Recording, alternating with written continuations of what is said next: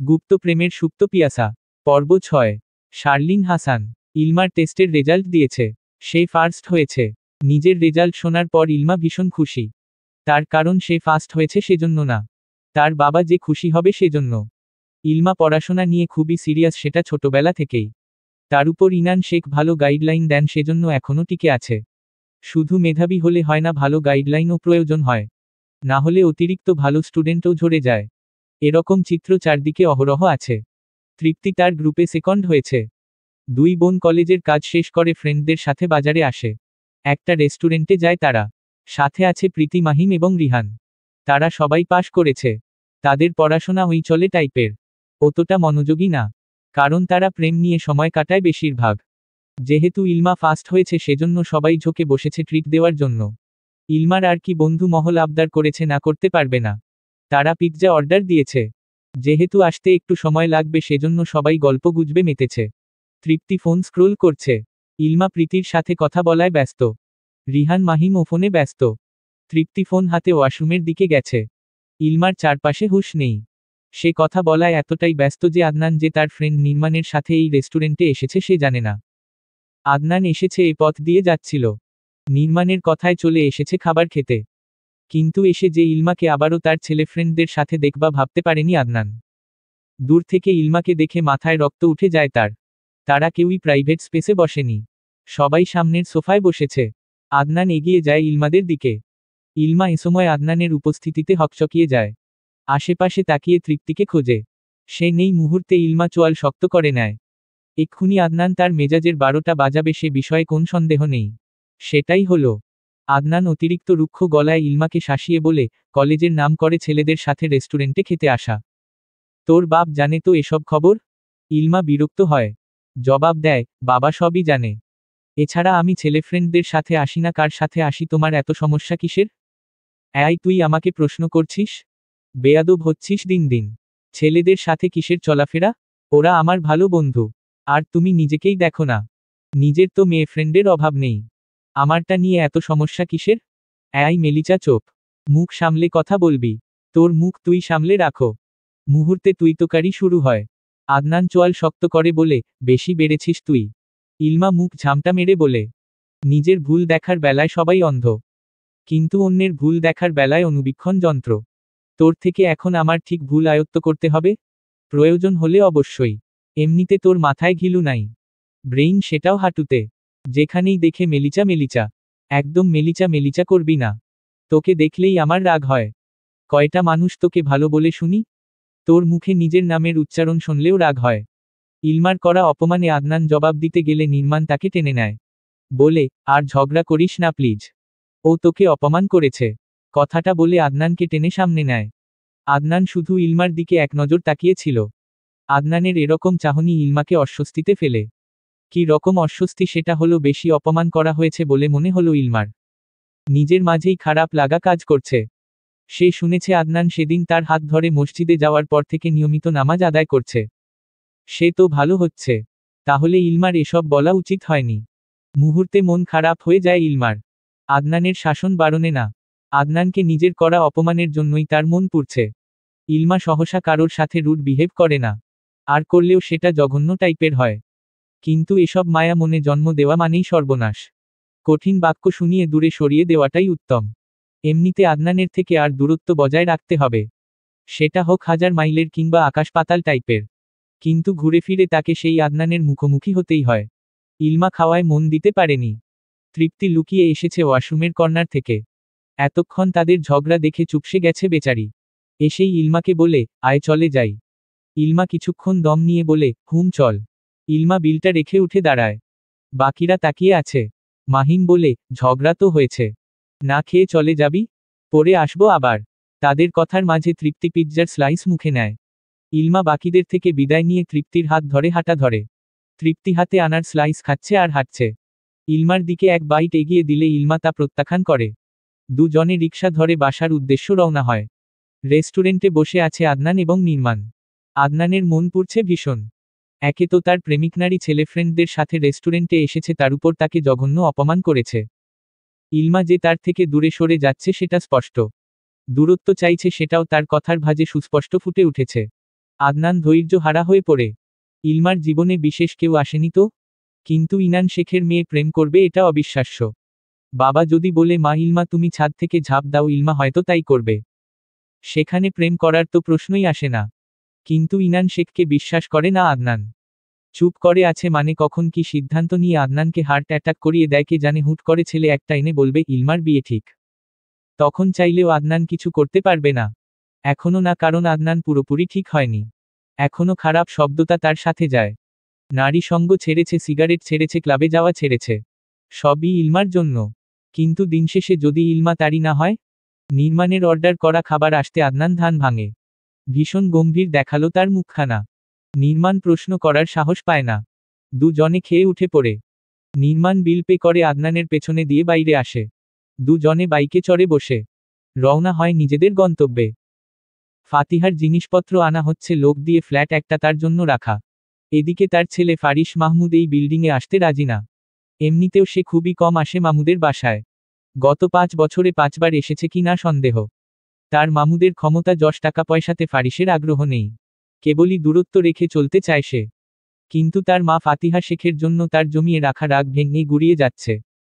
যেহেতু ফারিসের বাবা গত হয়েছে আরও 9 বছর আগে, সেজন্য পরিবার বলতে ফারিস আর তার মা ফাতিহা শেখ। জিনিসপত্র আনার জন্য আলাদা লোক রাখা হয়েছে। ফাতিহা বাবার বাসায় এসেছে কিছুক্ষণ আগে। ফারিস আসেনি, সে অফিসে গেছে। 2 দিন এই বাসায় থাকতে হবে তাদের। জিনিসপত্র কিছুই গোছগাছ করা নেই। এখন ফারিস থাকে কি না শিওর না।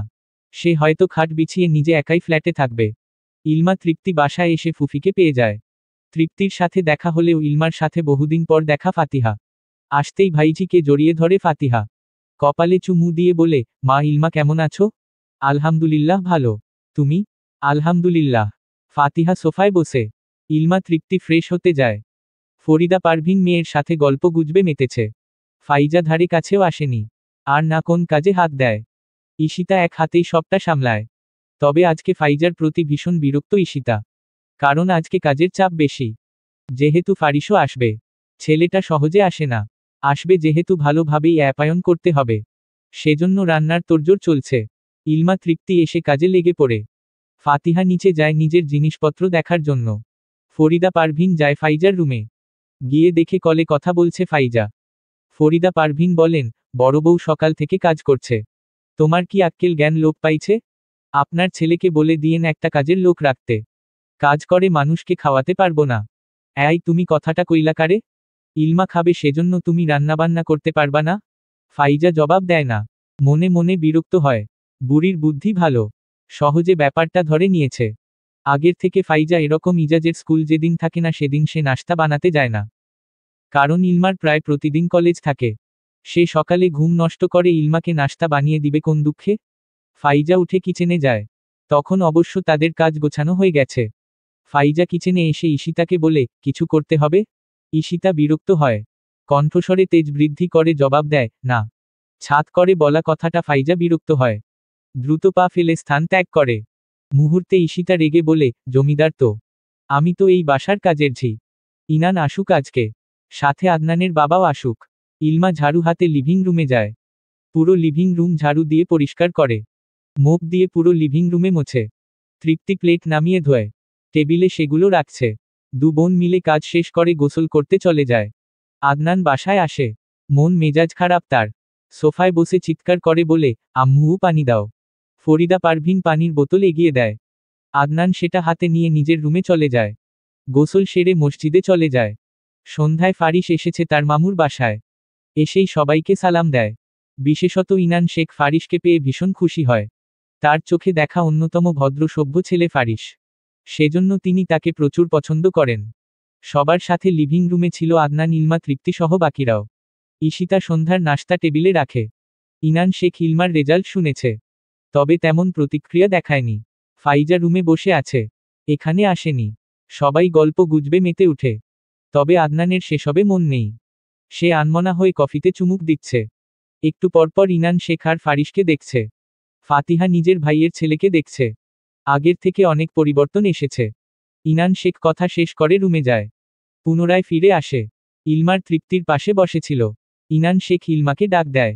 ইলমা উঠে বাবার সামনে আসে। তখন ইনান শেখ বক্স থেকে একটা গোল্ডের চুড়ি টাইপের ব্রেসলেট বের করে। ইলমার হাতে সেটা গলিয়ে দেয়।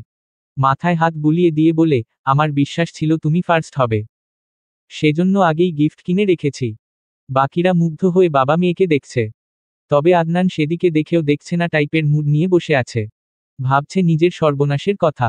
2 বছর আগে ইলমা ষোড়শী কন্যা ছিল। আদনানের বাচ্চা ইলমাকে জাস্ট চোখের ভালো লেগেছে। হৃদয়ে তেমন স্থান নেয়নি ইলমা।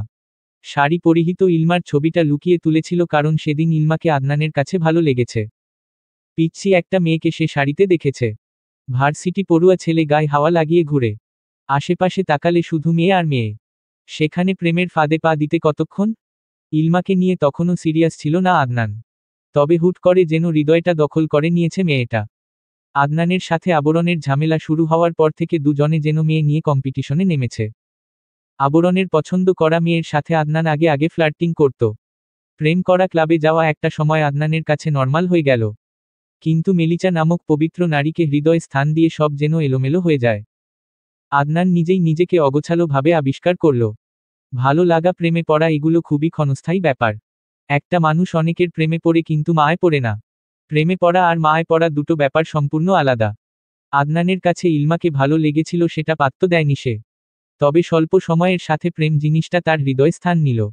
প্রেম তো ক্ষণস্থায়ী ব্যাপার। সেটাকেও তাড়িয়ে দিল তাচ্ছিল্যতার সাথে, কিন্তু ধীরে ধীরে সেই মানুষটাকে নিয়ে গভীর ভাবনায় তলানো চোখের সামনে দেখতে দেখতে একটা সময় মায় পড়ে যায়। ইলমাকে নিয়ে একটু ভাবলেই তো কত কিছু মাথায় আসে। সিম্পল ইলমার প্রতি ফাইজার করা রুড বিহেভিয়ার। সেই ছোট থেকে যেটা সবারই কম বেশি দেখা। ইলমাকে বিয়ে দিল সেখানে যদি ফ্যামিলিটা ভালো না হয়। ইলমা কখনো মায়ের ভালোবাসা পায়নি, নিশ্চয়ই তার একটা এক্সপেকটেশন থাকবে শাশুড়ি মায়ের মতো করবে। কিন্তু সেটাও যদি না হয়, আদনানের কাছে তার আম্মু বেস্ট। ইলমার জন্য মায়া টান আদর দেখতে পায়। সেই হিসাবে জেঠিমা থেকে শাশুড়ি মা হলে খারাপ কি? ইলমা এই বাড়িতে থেকে গেলে কোন দিক দিয়েই খারাপ হয় না। এরকম হাজারো চিন্তা করেছে আদনান। ইলমা চুড়িটা হাতে গলিয়ে দেখছে। বেশ সুন্দর। ছোট ছোট বাটারফ্লাইও আছে চুড়ির উপরে। ইলমা তার বাবাকে ধন্যবাদ জানায়।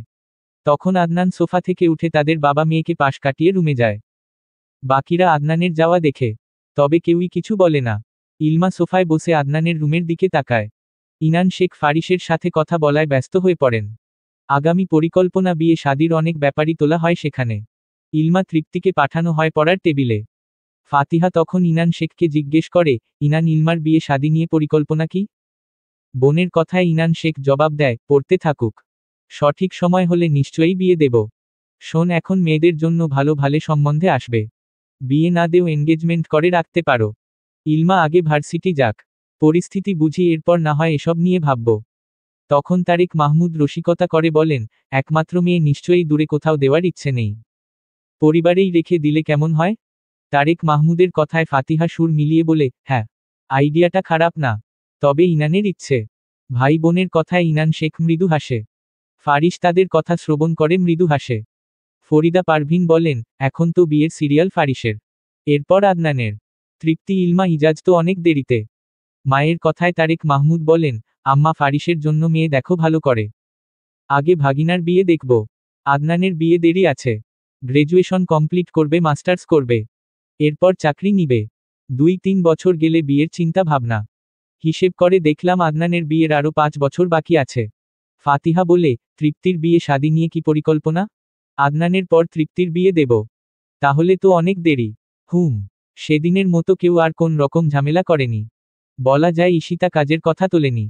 মেহমানের সামনে এসব বলাও লজ্জার। বলবে অতিথি আসায় একটু কাজ বেশি করা লাগছে, সেজন্য এরকম করছে। এমনিতে ফারিস সহজে আসে না এই বাসায়। ফাতিহাও আসতো আগে, তবে ফারিসের চাকরি হওয়ার পর থেকে আসা বন্ধ প্রায়। সবাই রাতের খাবার খেতে বসে। তারেক মাহমুদ, ইনান শেখ, ইজাজ, ফারিস, আদনান, ফাতিহা আগে বসেছে। ইলমা, ঈশিতা খাবার সার্ভ করছে। আজকে ইনান শেখ আর আদনান পাশাপাশি চেয়ারে বসেছে। ব্যাপারটা অষ্টম আশ্চর্যের মতো। ইলমা তার বাবার কাছে আসে চিংড়ি নিয়ে। ইনান শেখকে চিংড়ি দিয়ে আদনানের দিকে বাড়িয়ে দেয়। সাথে সাথে আদনান না করে দেয়। মুহূর্তে ইলমা মুখটা কালো করে ফেলে। তখন ফারিস ইলমাকে বলে, এদিকে দাও। আদনান বিরক্ত হয়ে ইলমার দিকে তাকায়। ইলমা যাওয়ার জন্য উদ্বুদ্ধ হলে আদনান কেসে ওঠে। ইলমা চিংড়ির বাটি রেখে পানির গ্লাস এগিয়ে দেয় আদনানকে। তখন ফাতিহা চিংড়ির বাটি নিয়ে ফারিসকে দেয়। সোফায় তৃপ্তির পাশে গিয়ে বসে ইলমা। ইনান শেখ আদনানের দিকে এক নজর তাকায়। সে খাবার খাওয়ায় ব্যস্ত। পরক্ষণে আবার ইলমার দিকেও তাকায়। ছেলেদের খাওয়া হতে মেয়েরা সব বসে খেতে। তারেক মাহমুদ এবং ফাতিহা বসে বসে রুম ঠিক করছে। আজকে কে কোথায় ঘুমাবে? ফাতিহা ঠিক করে সে এবং ফরিদা পারভিন এক রুমে ঘুমাবে। ইলমা তৃপ্তির রুমে ঘুমাবে। আর ইলমার রুমে ফারিস ঘুমাবে। এরকম সিদ্ধান্ত শুনে আদনানের চোখ কপালে উঠার মতো ব্যাপার। এই টেপলা ফারিস কেন ইলমার রুমে ঘুমাবে? ইজাজের রুমে কি ঠা দা পড়েছে? নাকি তার রুমে ঠা দা পড়েছে? আদনান কিছুতেই মেনে নিতে পারছে না ব্যাপারটা। সেজন্য তার বাবাকে বলে, ইজাজ আমার রুমে চলে আসুক। ফারিস ভাইকে ইজাজের রুমে দিয়ে দাও। আরে আদনানের আইডিয়াটা তো ভালো। ফাতিহা এতক্ষণ কি ঠিক করলে? উল্টাপাল্টা সব। ইজাজ বাবা আদনান ভাইয়ার কাছে চলে যেও। তৃপ্তি মা ইজাজের রুমটা গুছিয়ে দিও। কাজের কথা শুনে তৃপ্তি বিরক্ত হয়।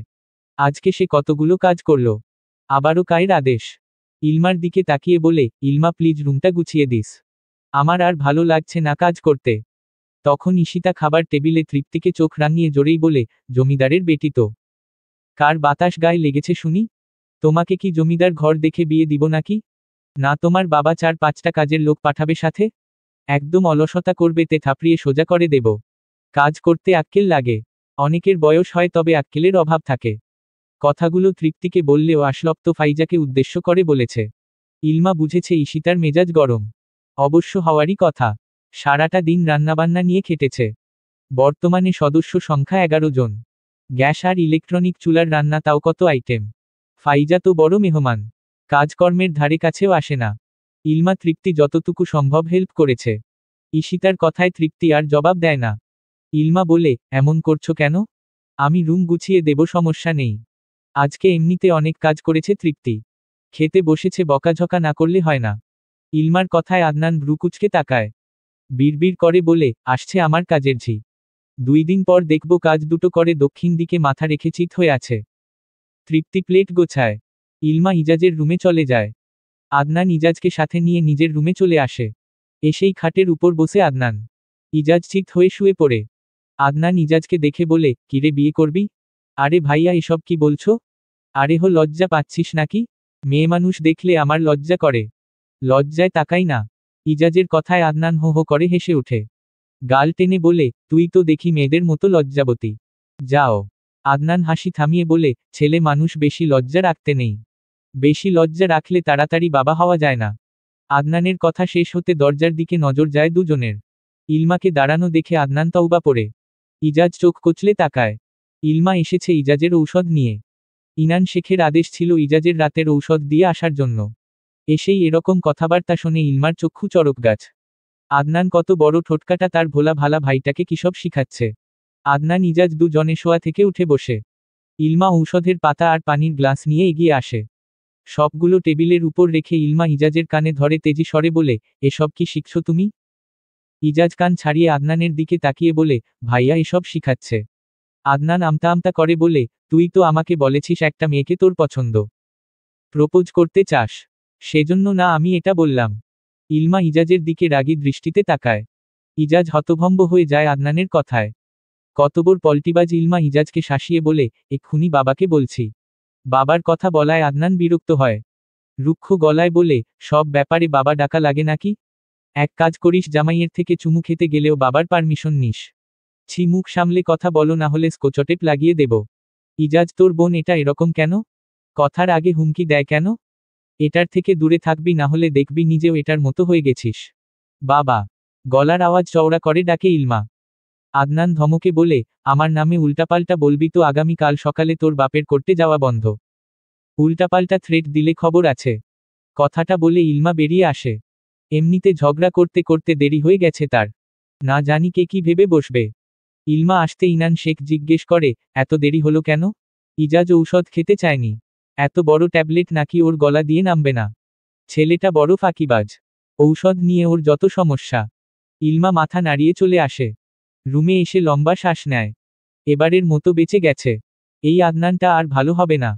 এত ঝগড়ুটে আর কিসব বলে দেয় ওর যা ট্যালেন্ট। যার তার মান সম্মান নিয়ে ফুটবল খেলতে পারবে।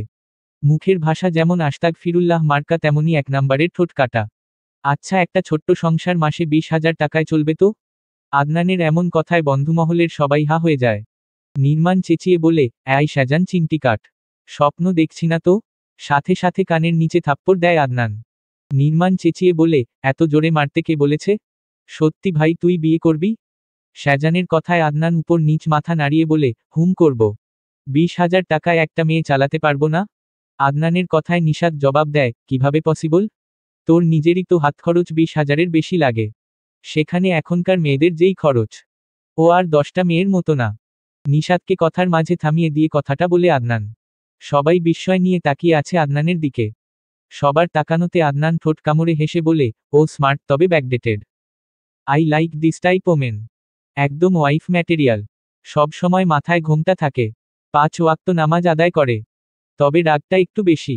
আদনানের প্রিয়তমা তো সেজন্য রাগ বেশি। ওই গতকাল রাত কি তুই বেশি মাল গিলেছিস? নেশা কাটেনি?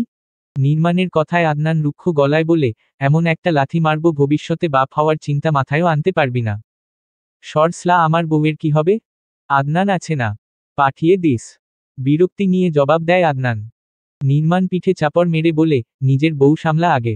আমার বউ নিয়ে চিন্তা করতে হবে না। তাহলে আমাকে কথা শেষ করতে দে। বাকিরা চুপ। আদনান বলতে শুরু করে, আমার মাস্টার্স কমপ্লিট হতে আরও 2 বছর। এখন ভালো জব পাবো কি না জানি না। তবে ছোটখাটো হোক আমি জব করতে চাই। আমার প্রিয়তমাকে আমার বানিয়ে নিতে চাই। মেয়েটাকে? শাহজানের কথায় আদনান কিছুক্ষণ চুপ থেকে বলে, সিক্রেট। এমন একটা লাথি মারব, সিক্রেট বেরিয়ে যাবে। স্লাতোর সব প্রেমিকাদের নাড়িভুড়ি জানতাম, এখনকার তার কি হয়েছে? কারণ সে আমার প্রিয়তমা, প্রেমিকা নয়। আমার হৃদয়ের রানী এবং আমার ভবিষ্যৎ বউ। সেজন্য চাই না তার কোন ব্যাপার কেউ জানুক। এই তুই ভয় পাচ্ছিস? নির্মাণের কথায় আদনান মৃদু হেসে জবাব দেয়, হ্যাঁ ভয় পাচ্ছি। তবে তোদের না তাকে হারিয়ে ফেলার। আদনানের কথায় রাহা বলে, আমাকে কেউ ধর। না হলে মাথা ঘুরে পড়ে যাব। আমার বিশ্বাস হচ্ছে না আদনান এটা। ওই মেয়েকে দেখা প্লিজ, না হলে আফসোস থেকে যাবে। তাকে তোরা চিনিস? আদনানের কৌতূহল মাখানো কথায় নির্মাণ ভ্রুকুচকে তাকায়। জবাব দেয়, হারানোর ভয় কেন? তার বাবা আমাকে পছন্দ করে না। নিশ্চয়ই আমার মতো বখাটের হাতে মেয়ে তুলে দিবে না। সেজন্য তাকে পাওয়ার চান্স 0%। এটা তো দেখি সিনেমা। মানে হিরোর জন্য কত মেয়ে পাগল ছিল, অথচ হিরো এমন একজনকে ভালোবাসলো যাকে পাওয়ার চান্সই নেই। ক্যারেসলা দুনিয়ায় মেয়ের অভাব পড়ছে নাকি? ওই হিটলার বাপের মেয়েকেই কেন ভালোবাসতে হলো? কারণ ওই মেয়ে সবার থেকে আলাদা এবং বিশেষ। আদনানের কথা শেষ হতে সবাই চেপে ধরে পিক দেখানোর জন্য।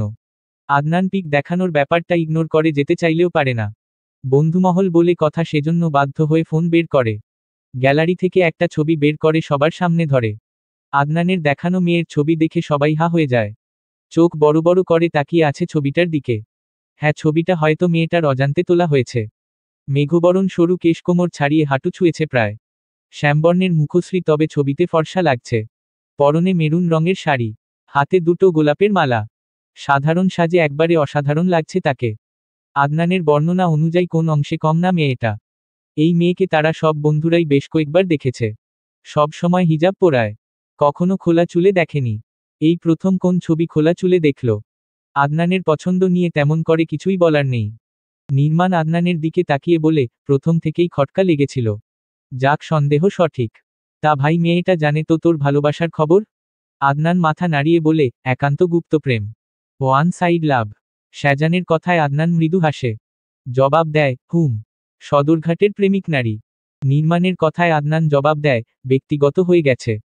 তখন শাহজান বলে, সারা বছর সদরঘাটের প্রেমিক নারী বলতে বলতে নিজেই তার প্রেমে পড়লি? কিভাবে সম্ভব? আমি সিগারেট ছেড়েছি শুধুমাত্র ওর কথায়। ওমা, তাহলে তো প্রেম। নিশাতের কথায় আদনান মাথা নাড়িয়ে না বোঝায়। তারপর তাদের সুন্দর সকালের নামাজ পড়ার মুহূর্তের কথা বর্ণনা করে। সেই সুপ্রভাতের অলিক ধ্রুব। সবটা শোনার পর নির্মাণ আওড়ায়, see the best women for Shahriar Adnan Sheikh. সত্যি করে বল ভাই, বিয়ে হলে তার কথায় সব ছাড়তে পারবি? আদনান সূক্ষ্ম দীর্ঘশ্বাস ছেড়ে বলে, তার এক কথায় আমি আদনান দুনিয়া এফোর করতে রাজি আছি। তবুও সে আমার হোক। একান্ত আমার, শুধুই আমার। আদনানের কথায় সবাই ভীষণ অবাক হচ্ছে। এই সেই আদনান যে মেয়েদের সাথে টাইমপাসের প্রেম করত। একটা ছেড়ে আরেকটা ধরত। রাস্তায় মেয়ে দেখলে শীষ বাজাতো, ইপটিজিং করত।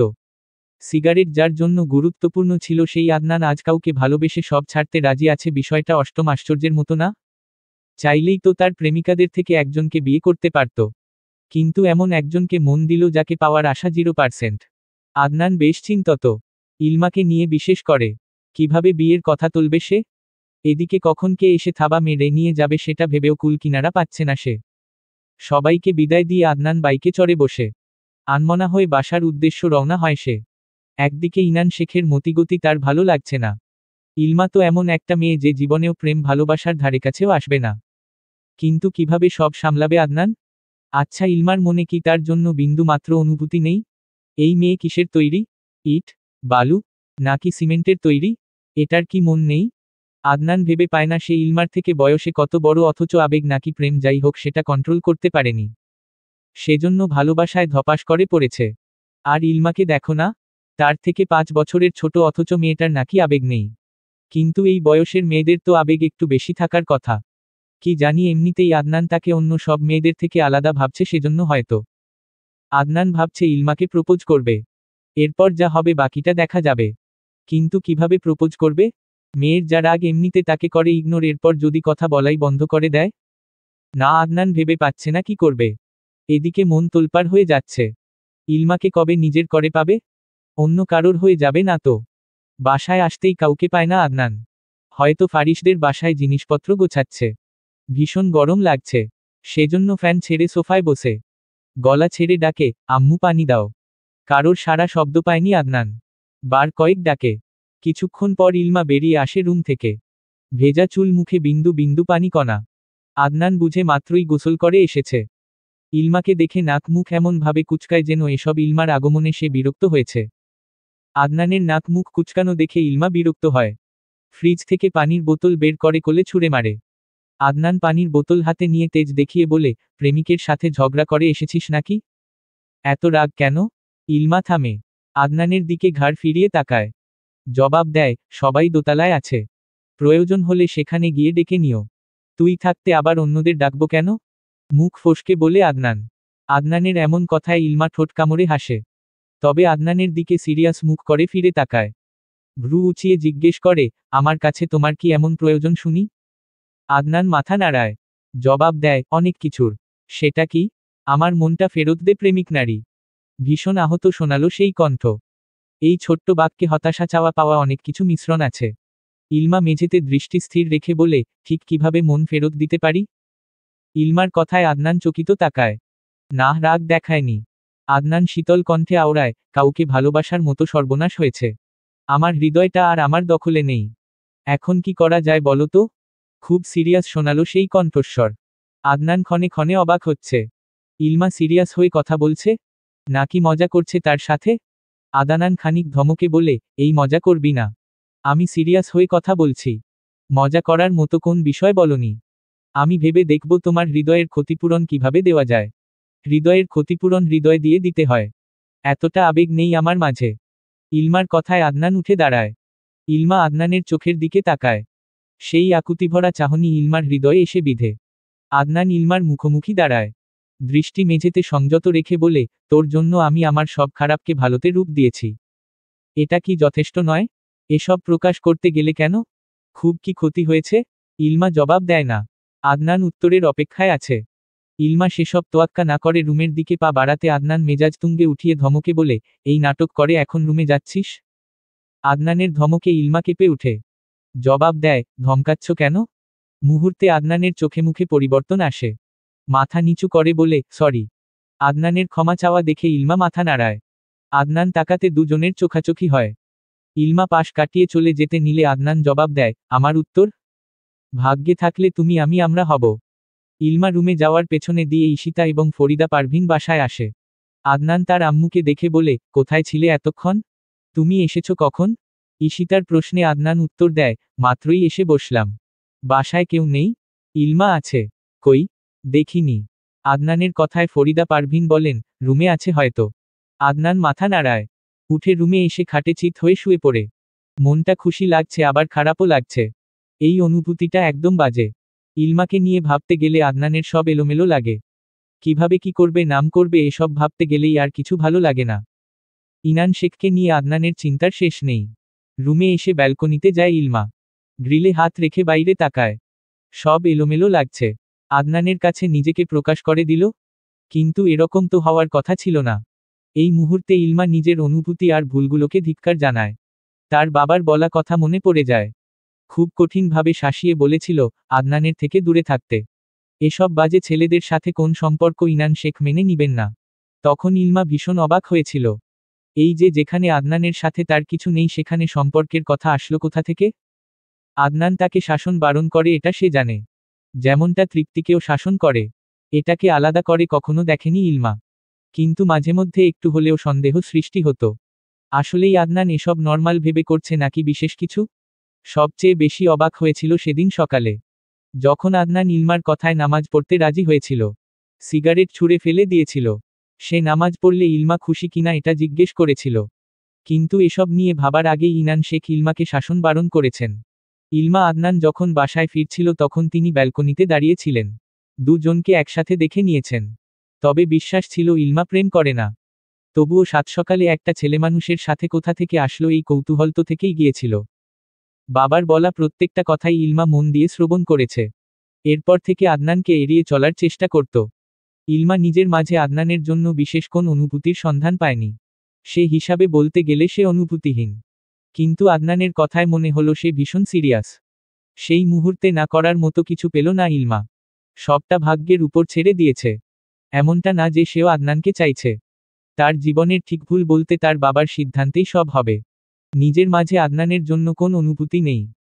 তার কাছে আদনান নিতান্তই একজন বখাটে ইপটিজার প্লেবয় উড়নচণ্ডী উশৃঙ্খল অভদ্র এবং বাজে ছেলে। সেদিনের পর থেকে আদনান বা ইলমা কেউই কারোর মুখোমুখি হয়নি। বলা যায় ইলমা নিজেকে রুম বন্দি করে নিয়েছে। সকালে নাস্তা সেরে কলেজ যায়, এসে আবার রুমে চলে যায়। শুধু খাবার খাওয়ার সময় ছাড়া তাকে লিভিং রুমে দেখা যায় না। মাঝে মধ্যে তো খাবারের প্লেট নিয়ে রুমেও চলে যায়। প্রায় 15 দিন হলো এভাবে চলছে। এদিকে আদনান যতবারই লিভিং রুমে আসে ততবারই ইলমার রুমের দিকে তাকায়। সব সময় দরজাটা লক করাই দেখে। দিনে কতবার ব্যালকনিতে যায় কিন্তু ইলমার দেখা পায় না। সে কাউকে জিজ্ঞেস করতে পারছে না ইলমা কেন লিভিং রুমে আসছে না। সেদিন সন্ধ্যায় আদনান সোফায় বসে ফোন স্ক্রোল করছিল। অপেক্ষা করছে ইলমার দেখা পায় কিনা। অনেকক্ষণ অপেক্ষা করার পর আদনান নিজে ইলমাকে হোয়াটসঅ্যাপে মেসেজ দিয়ে, কেউ প্রেমিক নারী রুমে বসে আমার জন্য ভালোবাসা জমাচ্ছিস নাকি? বইয়ের পাশে থাকা ফোনটায় মেসেজের আওয়াজ হতে ইলমা সেটা হাতে নেয়। আদনানের মেসেজ দেখে মৃদু হাসে। মনে মনে ভাবছে 15 দিন হলো ইলমা গা ঢাকা দিয়েছে। বেচারা আদনানের কি অবস্থা কে জানে। ইলমা মেসেজ সিন করে রিপ্লাই করে, তোমার জন্য ভালোবাসা জমাব কেন শুনি? তাহলে কার জন্য জমাবি? তোর ছেলেফ্রেন্ডদের জন্য? প্রয়োজন হলে তাই করব। বেশি দিন বাঁচার ইচ্ছে নেই? এই 18 বছর বয়সেই মরতে চাস? তাহলে তো ভালোই। আল্লাহ সবকিছু থেকে বাঁচিয়ে নিবে। রুমে বসে মনে হয় আমার শোক পালন করছিস। বাইরে আয়। চিন্তা করিস না, পাত্তা দেব। এই আমি কি তোমার পাত্তার জন্য বসে আছি নাকি? প্রেমিক নারী তোর অবহেলাতে আমার হৃদয়টা ক্ষতবিক্ষত হয়ে আছে। ইলমা সূক্ষ্ম দীর্ঘশ্বাস ছাড়ে। কিছু লেখার মতো পেল না। ইলমা ফোনটা রেখে ব্যালকনিতে যায়। আকস্মিকভাবে তখন আদনানও ব্যালকনিতে এসেছে। দুজনের মুখোমুখি সাক্ষাৎ হয়ে যায়। আদনান ইলমাকে দেখে মৃদু হেসে বলে, অবশেষে সদরঘাটের কাজ শেষ করে দেখা দিয়েছে আমার প্রেমিক নারী। এই মুখ সামলে কথা বলো। আচ্ছা, মুখ সামলে নিলাম। এবার বল আমার হবি? ইলমা মুখ ভেঙচি কেটে বলে, বাজে ছেলেদের প্রেমে পড়তে নেই। ওদের ছোঁয়া এবং সঙ্গ দুটোই সর্বনাশ ডেকে আনে। ওই যে বাজে স্বভাব গানের একটা লাইন আছে না, আমি ছুঁয়ে দিলে পরে অকালেই যাবে ঝরে, গলে যাবে যে বরফ গলে না। ঠিক তুমিও সেরকম। তোমার সঙ্গ পেলে অকালেই ঝরে যাব। বোকা মেয়ে, আমার সঙ্গতে অকালেই ঝরে যাবি না, বরং 1000 বছর বাঁচার ইচ্ছে পোষণ করবি। অতিরিক্ত কিছু ভালো না শাহরিয়ার আদনান শেখ। আপনার আমার পথ সম্পূর্ণ আলাদা। আমি বাবা পাগল মেয়ে। নিশ্চয়ই আমার বাবার ভালোবাসার কাছে আপনার ভালোবাসা অতি ঠুনকো। প্রেমিক নারী তোর প্রতি আমার ভালোবাসা ঠুনকো না। ইলমা জবাব দেয় না। এক ধ্যানে আকাশের দিকে তাকিয়ে রয়। সূক্ষ্ম দীর্ঘশ্বাস ছাড়ে। হুট করে নিজের মায়ের কথা মনে পড়ছে। নিশ্চয়ই মানুষটা নিজের স্বামী সন্তান সংসার নিয়ে সুখে আছে। আচ্ছা, সে মানুষটার কি মনে পড়ে না রক্তে মাংসে গড়া তার একটা অস্তিত্ব ফেলে গেছে? কি জানি এই শহরে সবার মায়ার অতল গভীর হয় না। কারোর কারোর আবেগ মিশ্রিত মায়া ওই হাওয়াই মিঠাইয়ের মতো হয়। এই আছে মুহূর্তে হাওয়া হয়ে গেছে। ইলমাকে চুপ দেখে আদনান কিছু বলার মতো খুঁজে পেল না। তবে আলাদা একটা শান্তি পেল। এই যে দুজন পাশাপাশি ব্যালকন হতে দাঁড়িয়ে চাঁদ দেখছে, নক্ষত্রের সৌন্দর্য উপভোগ করছে, অল্প স্বল্প গুলিতে প্রেম নিবেদন করেছে, হোক সবটা অস্থায়ী, তবুও আদনানের কাছে সেটা ভীষণ মূল্যবান। বুকের বা পাশটায় চিনচিন ব্যথা অনুভব হচ্ছে। তার প্রিয়তমাকে হারিয়ে ফেলার ভয় মনে তোলপাড় সৃষ্টি করে। এই প্রেমের বিষ খুবই ভয়ানকভাবে তাকে গ্রাস করেছে। শাহরিয়ার আদনান শেখ, যার কাছে প্রেম করা জামা চেঞ্জ করার মতো ব্যাপার ছিল। রাস্তাঘাটে মেয়েদের ইপটিজিং করা, নিজের মর্জি মতো ক্লাবে যাওয়া, মেয়েদের সাথে ডেট করা তার রুটিন ছিল। সেই শাহরিয়ার আদনান শেখ কাউকে ভালোবেসে সব ত্যাগ করেছে। কিন্তু সেই মানুষটা তার হবে কিনা নিশ্চয়তা নেই। অদৃশ্য একটা দেওয়াল যেন তাদের মাঝে বাধা হয়ে দাঁড়িয়েছে। আদনান একনজরে ইলমার দিকে তাকায়। সে আকাশের দিকে তারা দেখতে ব্যস্ত। আদনান কণ্ঠস্বর নরম করে পুনরায় ডাকে, প্রেমিক নারী শোন। ইলমা ঘাড় ফিরিয়ে তাকায়। এই মুহূর্তে এই ডাকটা ভীষণ আদুরে শোনালো। নেই রাগ, মজা বা ছলচাতুরি, শুধুই আছে এক বুক আশা, যত্ন এবং ভালোবাসা। ইলমা সাড়া দেয়, কণ্ঠস্বর খাদে নামিয়ে জবাব দেয়, হ্যাঁ বলো। এভাবে ডাকলে সবসময় সাড়া দিবি তো? অতিরিক্ত কিছুই ভালো না। ভালোবাসি তোকে, ভীষণ ভালোবাসি। ভালোবাসা গোপনে সুন্দর, এভাবে প্রকাশ করতে নেই। প্রকাশ করলে দোষ কি? অবহেলা নিতে পারবে না। শাহরিয়ার আদনান শেখের মতো প্লেবয় আজকে ভালোবাসা পাওয়ার জন্য ছটফট করছে। কি হাস্যকর ব্যাপার। আদনানের কথায় ইলমা সূক্ষ্ম দীর্ঘ শ্বাস ছাড়ে। ব্যালকনি থেকে যাওয়ার জন্য পা বাড়ালে আদনান বলে, আরেকটু থাক না। কি মিষ্টি আদুরে আবদার। ইলমা মৃদু হেসে জবাব দেয়, কেন? তুই যতক্ষণ পাশে থাকিস ততক্ষণ ভালো থাকি। এরই মাঝে বেশ কয়েক মাস কেটে যায়। ইলমার বোর্ড পরীক্ষার সময়ও ঘনিয়ে আসে। সেজন্য দিন রাত এক করে পড়ালেখায় মনোনিবেশ করে। সেই যে সবার থেকে নিজেকে আড়াল করলে এখনও ঠিক আড়ালেই আছে সে। এই নিয়ে কেউই তেমন কথা তোলেনি।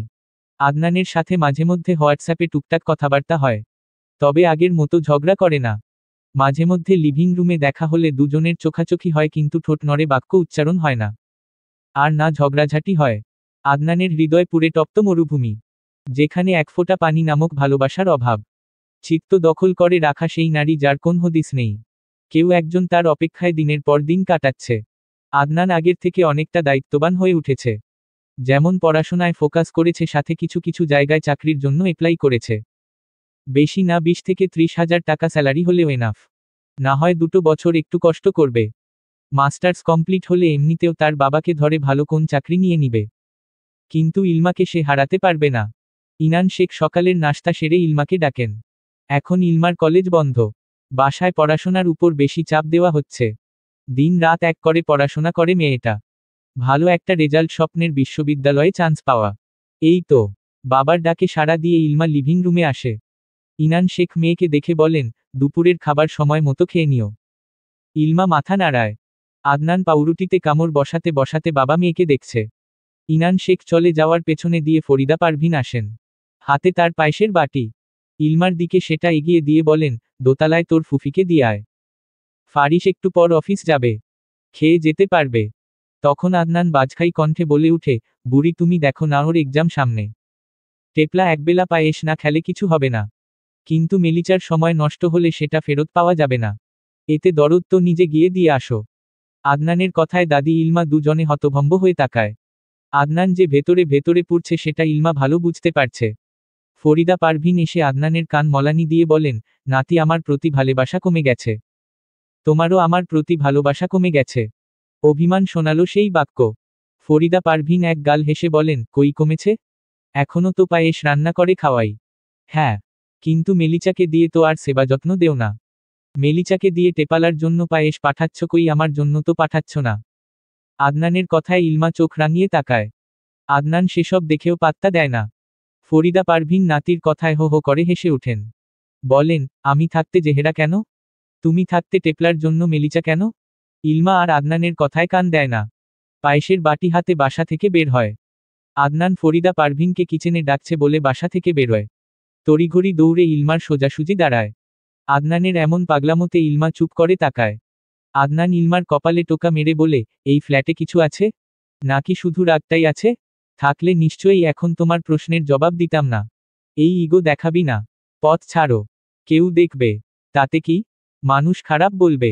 লোকে না হয় একটু মন্দ বলুক। ভালোবাসলে শুধু ভালো হতে হয় না, একটু মন্দও হতে হয়। বাজে ছেলেদের মন্দ বললে কিছু হবে না। কিন্তু ভালে মেয়েদের মন্দ বললে সেটা নিশ্চয়ই মেনে নেওয়া যাবে না। ইলমার কথায় আদনান মৃদু হাসে। ইলমা তাকায় সেই হাসির দিকে। আদনান ইলমাকে এক নজর দেখে মলিন হেসে বলে, ভালো মেয়ের গায়ে কলঙ্ক লাগানোর সাধ্য আমার নেই। আসি। ইলমা আদনানের কথায় জবাব দেয় না। শুধু এক পলক তাকিয়ে থাকে আদনানের যাওয়ার পানে। ইলমা যেন মুহূর্তে ঘোরের মাঝে ডুবে যায়। খারাপ ছেলেটা তার বিরহে দিনের পর দিন পুড়ছে। সব খারাপ সঙ্গ ত্যাগ করেছে। নিজেকে তৈরি করছে। এটা কি যথেষ্ট নয়? কি জানি সমাজের নিয়মে তো খারাপ ছেলেরা সবসময় খারাপই থাকে। কিন্তু আজকে ইলমা যেন আদনানকে আর 10টা ভালো মানুষের চেয়েও উত্তম রূপে আবিষ্কার করল। তার চোখে কি মায়া, কথায় কি গভীরতা। সবকিছুর ধান ভাঙে যখন ফারিস ইলমাকে স্ট্যাচুর মতো দাঁড়িয়ে থাকতে দেখে ডাক দেয়, ম্যালিসা, এখানে দাঁড়িয়ে আছো কেন? ফারিসের মুখে ম্যালিসা ডাকটা ইলমার সহ্য হলো না। এই ম্যালিসা নামের ভুলভাল ডাকটা শুধুমাত্র ওই উড়নচণ্ডী বাজে ছেলেটার মুখেই মানায়। ইলমার রাগ হলো, কিন্তু কারণটা অজানা। ফারিসের মুখের দিকে একবার তাকিয়ে ইলমা মাথা নাড়ায়। জবাব দেয়, আমাকে ইলমা বলে ডাকবেন। ম্যালিসা নামটা না ডাকলে খুশি হব। ইলমার কথায় ফারিস যেন কি মজা পেল। শব্দ করে হেসে বলে, ডোন্ট ওয়ারি, নামের সঠিক উচ্চারণটাই করব। আদানের মতো মেলিচা বলবো না। সঠিক উচ্চারণ প্রয়োজন নেই, ইলমা বলেই ডাকবেন। ফারিস হাসি থামিয়ে বলে, ঠিক আছে ইলমা, এবার বলো হাতে ওটা কি? ইলমা বাটিটা বাড়িয়ে দিয়ে বলে, দাদি আপনার জন্য পায়েস পাঠিয়েছে। বাটিটা রেখে পায়েসগুলো ফেরত। না মানে পায়েস বাটি দুটোই রেখে দিন, একটাও দিতে হবে না। কথাটা বলে ইলমা ঢোক গিলে। আয় হায়, এত বড় মিস্টেক। ইলমা জড়িয়ে আসা কথা শুনে ফারিসের বেশ হাসি পেল। বাটি হাতে নিয়ে ইলমাকে অভয় দিয়ে বলে, নার্ভাস হচ্ছ কেন? বাসায় যাও, আমার পড়া আছে। আসি। আসসালামু আলাইকুম ভাইয়া। কথাটা বলে ইলমা ধূপধাপ পা ফেলে চলে আসে। ফারিস বাটি হাতে ইলমার যাওয়া দেখছে। দরজা খুলে ভেতরে প্রবেশের সময় আদনানের বুকের সাথে ঠাস করে বাড়ি খায় ইলমা। মাথা উঁচু করে তাকাতে দেখে আদনান তার দিকে ভ্রু কুঁচকে তাকিয়ে আছে। ইলমা কিছু বলতে গিয়েও বলে না। আদনান চোখে মুখে বিরক্তির রেখা টেনে বলে, চোখ কি টেপলার পকেটে রেখে এসেছিস? এই একদম উল্টাপাল্টা বলবে না। সরো তো, সবসময় শুধু আজেবাজে কথাবার্তা। তুই ধাক্কা দিয়ে আমার লয়ালিটিতে আঘাত করেছিস। আসছে আমার লয়াল মুখটা বন্ধ রাখতে দাও। কি বলবি শুনি? ভার্সিটি যাও। কথাটা বলে ইলমা পাশ কাটিয়ে ভেতরে যায়। আদনান বিড়বিড় করে বলে, নাটকোবাজ। সন্ধ্যায় তারেক মাহমুদ নাশতা খাওয়ার সময় ইনান শেখকে বলেন, জায়গা রেজিস্ট্রি হয়ে গেছে। ভাবছি বাড়ির কাজ শেষ হলে সেটা নিয়ে ভাবব। ইনান শেখ কফিতে চুমুক দিয়ে বলেন, এই বিল্ডিংয়ের পাশের জায়গাটা নিয়ে ভাবছ না? বাড়িতে শিফট হই আগে, এরপর বাকি সব চিন্তা ভাবনা। ইনান শেখ আদনানের দিকে তাকান। সে বসে বসে ফোন স্ক্রোল করছে। তৃপ্তি ইলমা দুজন পাশাপাশি বসে কফি পান করছে। সে সময় উপস্থিত হয় ফাতিহা। এসেই ভাইদের সাথে খোশগল্পে মেতে উঠেন। প্রপার্টি বাকি সব কিছু নিয়েও কথা উঠে। আদনান বিরক্ত হয় এসব আলোচনাতে। এরই মাঝে ফাতিহা আকস্মিক একটা আবদার করে বসে। ইনান শেখকে বলে, ইলমাকে আমার ফারিসের বউ করে নিতে চাই। তোমরা রাজি থাকলে ইলমার পরীক্ষার পর এনগেজমেন্ট হবে। বিয়ে না হয় 2-3 বছর পর হবে। আদনানের হৃদয় তোলপাড় সৃষ্টি করার জন্য এই বাক্যটা বুঝি যথেষ্ট ছিল। ইলমা তার বাবার দিকে তাকায়। এই মুহূর্তে ফাইজা বেশ খুশি হয়। এনগেজমেন্ট হলে না হয় 1 বছর দেরি করবে। তাও তো ইলমা বাসা ছাড়বে। ইনান শেখ কপাল কুঁচকায়। ভেবে দেখেন সম্বন্ধটা খারাপ না। তাদের জানাশোনার ভেতর। এমনিতে ইনান শেখের চোখে ফারিস অতিরিক্ত ভদ্র ছেলে। ফাতিহাও ইলমাকে বেশ আদর যত্ন করেন। ইলমার যেহেতু মা নেই, ফাতিহা নিশ্চয়ই মায়ের মতো করবে। এমনিতেও ফারিসের বোন নেই। সব মিলিয়ে নিঝাঞ্ঝাট পরিবার, ছোট্ট পরিবার। যখন খুশি তখন মেয়ে আসতে পারবে। তারাও নির্দ্বিধায় যেতে পারবে। ইলমাও বেশ সুখেই থাকবে। ইনান শেখ জানেন তার মেয়ে তার কথায় সব করতে পারবে। নিশ্চয়ই তার পছন্দ করা ছেলেকে বিয়ে করতে আপত্তি দেখাবে না। আদনান অসহায় চাহনিতে ইলমাকে দেখছে। সে নিষ্প্রভ হয়ে বসে আছে। এই মুহূর্তে আদনানের কিছুই ভালো লাগছে না। ইলমার কাছে খুব করে বিনীত অনুরোধ করতে মন চাচ্ছে, আমার হলে কি খুব ক্ষতি হবে? চলো না তুই আমি, আমরা, হই ভেঙে সকল প্রথা। অথচ বলার মতো সাহস আসছে না। ইলমা না তাকে বুঝছে আর না তার ভালোবাসার গভীরতা বুঝছে। কখনো বুঝবে কি না খুব সন্দেহ। বাকি সবার মতো আদনান নিজেও নীরব দর্শক হয়। ইনান শেখের মতো শোনার জন্য অপেক্ষায় বসে আছে। ইনান শেখ সবাকে পরখ করে হাসি মুখে বলেন, কথাটা খারাপ না। তবে ছেলেমেয়ের মাঝে যদি বোঝাপড়া ভালো হয় তাহলে আমার আপত্তি নেই। ফারিস এবং ইলমা দুজনের মতামত নিয়ে তারপর আগানো হবে। আমি চাই না আমার মেয়ের উপর সিদ্ধান্ত চাপিয়ে দিতে, আবার এটাও চাই না তার অমতে কিছু হোক। বিয়ে সারা জীবনের ব্যাপার, তার যদি ফারিসকে লাইফ পার্টনার হিসাবে চুজ হয় দ্যাটস গুড। যদি ভাই হিসাবে দেখতে চায় আমি সেটাও গুরুত্ব দেব। আমি চাই না আমার মেয়ে আমার কোন সিদ্ধান্তের জন্য আফসোস করুক, কষ্ট পাক। তখন তারেক মাহমুদ বলেন, ইনানের কথায় যুক্তি আছে। ইলমার যদি ফারিসকে ভালো লাগে তাহলে আলহামদুলিল্লাহ। ফারিসের যদি মতো থাকে তাহলেও আলহামদুলিল্লাহ। আদনান তার বাবাকে দেখছে। বর্তমানে নিজের বাবাকে সবচেয়ে বেশি শত্রু মনে হচ্ছে। নিজের ছেলের মনের মানুষকে আরেকজনের সাথে বিয়ে দেওয়ার জন্য কি ভীষণ উঠে পড়ে লেগেছে। উনি তো ইনান শেখের থেকেও বড় হিটলার। তখন ফরিদা পারভিন বলেন, আদনান তো সবার বড়। ওর বিয়েটা আগে দাও। নাতিডারে বউয়ের আঁচলে বাইন্ধা দাও, দেখবা সব ঠিকঠাক হয়ে গেছে। তখন তৃপ্ত সুর মিলিয়ে বলে, হ্যাঁ, ভাইয়াকে বিয়েটা করিয়ে দাও। তখন তারেক মাহমুদ তৃপ্তিকে ধমকে বলে, ওর মতো বাজে ছেলের কাছে কোন বাবা তার মেয়েকে তুলে দিবে শুনি? আরও 5 বছর যাক, নিজেকে তৈরি করুক। তখন আদনান লজ্জাশ্রম ত্যাগ করে বলে, ছেলে মেয়েকে তাড়াতাড়ি বিয়ে দেওয়া ভালো। এমনিতেও আমি জব নিচ্ছি, তোমরা চাইলে বউয়ের আঁচলে আমায় বেঁধে দিতে পারো। তখন ঈশিতা বলে, একটু লাজলজ্জা রাখো, যেখানে ফারিস তোমার সিনিয়র হয়ে বিয়ে করতে আরও 3-4 বছর লেট। তুমি এত লাফাচ্ছ কেন? বউকে বেশি দিন শ্বশুর বাড়ি রাখতে নেই, পাপ হয়। আদনানের কথায় ফাতিহা হাসছে। ইনান শেখ হাসবেন নাকি সিরিয়াস হয়ে বসে থাকবেন ভাবছেন। তবে ফরিদা পারভিন হাসতে হাসতে তারেক মাহমুদকে বলেন, আমার নাতির তাড়াতাড়ি বিয়ে করাই দাও। এখনই মেয়ে খুঁজছি আমি। ওর কথায় সব হবে নাকি? তারেক মাহমুদের কথায় আদনান জবাব দেয়, বিয়েটা তো আমি করছি, তাহলে আমার কথায় হবে না কেন? ঠিক আছে, আম্মা তোমার আদরের নাতির জন্য মেয়ে দেখা শুরু করো। দাদি বেশি মডার্ন মেয়ে দেখবা না, ব্যাকডেটেড মেয়ে দেখবা। এই শহরে কজন আছে ব্যাকডেটেড? তৃপ্তির কথায় আদনা ফিচেল হেসে জবাব দেয়, একজন আছে, সবার থেকে আলাদা এবং বিশেষ। আদনানের কথায় তারেক মাহমুদ বিরক্ত হয়ে বলে, তাহলে তার ঠিকানা দাও। বাকিরা আদনানের দিকে তাকিয়ে আছে। ইলমা হৃদয় প্রসারিত করে তাকায়। ইলমার মনে প্রশ্ন জাগে, ওই একজনটা আসলে কে? চলবে।